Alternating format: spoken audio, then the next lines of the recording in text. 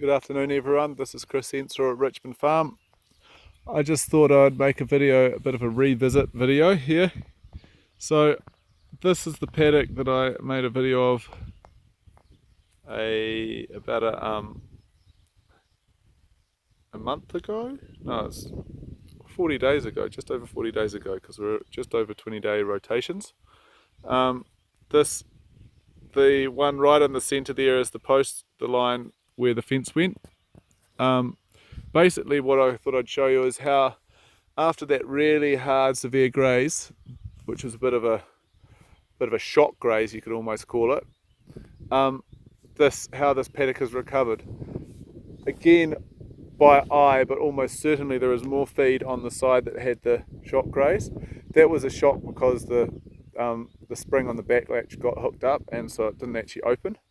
So if you look at the quality of the feed, how little of it's actually heading up on this side, it has been grazed once since, but where that fence that I've just put up there is where it was grazed. So it was grazed in 3, whereas the first time it was only grazed in 2, which was a bit of an earlier spring graze.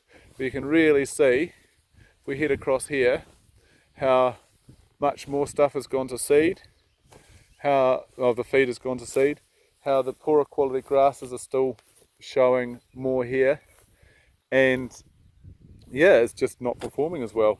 Like, look at the difference, you can just see chalk and cheese. And so what you got on that side was they really bedded out, but they also camped on that side, and so there was more manure, more urine. But yeah, I still am amazed that it's that much different. There's definitely more annual clover, sub-clover here than the other side.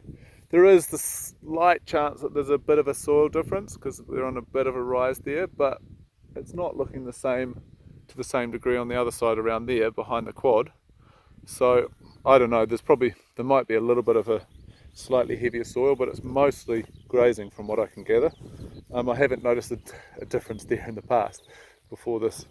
So anyway, yeah, just looking at it, we are definitely drying off. We've only had just over 15 mils this in the last month and a half, so it's pretty dry. But yeah, the feed we have grazed when we graze these paddocks, this whole paddock, this in between that severe grazing.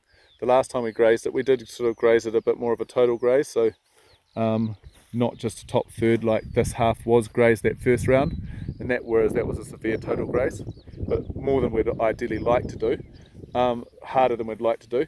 But yeah, you can just see ryegrass is heading up, the goosegrass, a bit more of the cocksfoot's heading up. Well, it's heading up more than the other side, and it'll be interesting to see after the graze how much of that seed head is left on both sides, because I get the feeling that this is probably going to be, there'll be more seed head left on here this side than that side as well, just because it's a bit more advanced. So anyway, there's a bit of a thicker patch where we are now, but it's just definitely not as thick. The clovers have come back on that right side of the break, the north side. But yeah, there's maybe a few more, definitely more annual clovers on this side, but I think there's not much difference in the perennial clovers on either side now, whereas they did take a bit of a hit with that severe graze. So this last graze, there was definitely a bit more of an absence of them, but now they're back. So anyway, yeah, just an interesting thing bit of interesting observation there, and differences in management, how much your management of an impact management has on what comes later. Yeah, look at it, it really is chalk and cheese. Straight towards the quad is basically where the line was, and it's just completely different.